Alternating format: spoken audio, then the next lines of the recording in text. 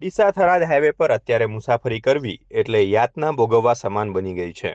ગોડા ફાટક પાસે રેલવે ઓવરબ્રિજનું નિર્માણ કાર્ય ચાલી રહ્યું છે, પરંતુ તંત્ર દ્વારા વૈકલ્પિક રસ્તાની યોગ્ય વ્યવસ્થા ન કરાતા દરરોજ હજારો વાહન ચાલકોની કલાકો સુધી ટ્રાફિક જામમાં ફસાઈ રહ્યા છે. ખાસ કરીને બટાટાની સિઝનને કારણે ટ્રેક્ટરો અને ટ્રકોના ભારે ધસારાથી સ્થિતિ વધુ વણસી રહી છે. ઓવરબ્રિજનું કામ શરૂ કરતા પહેલા સર્વિસ રોડ કે વૈકલ્પિક રસ્તાની જે વ્યવસ્થા થવી જોઈએ તે અપૂરતી હોવાથી નાના વાહનો અને એમ્બ્યુલન્સ પણ જામમાં ફસાય છે. ટ્રાફિકના નિયમન માટે અહીં કાયમી ટ્રાફિક પોલીસ કે હોમગાર્ડના જવાનો હાજર હોતા નથી, જેના કારણે વાહન ચાલકો ગમે તેમ વાહનો હંકારી રહ્યા છે અને જામ વધુ જટિલ બની રહ્યો છે. હાલમાં બટાટાની સિઝન ચરમસીમાએ હોવાથી હાઈવે પર માલવાહક વાહનોની સંખ્યા પણ વધી છે, જે આ ટ્રાફિક સમસ્યામાં બળતામાં ઘી હોમવાનું કામ કરી રહી છે. સ્થાનિક લોકો અને વાહન ચાલકોની માંગ છે કે જ્યાં સુધી બ્રિજનું કામ પૂર્ણ ન થાય ત્યાં સુધી ગોડા ફાટક પાસે કાયમી પોલીસ પોઈન્ટ મૂકવામાં આવે.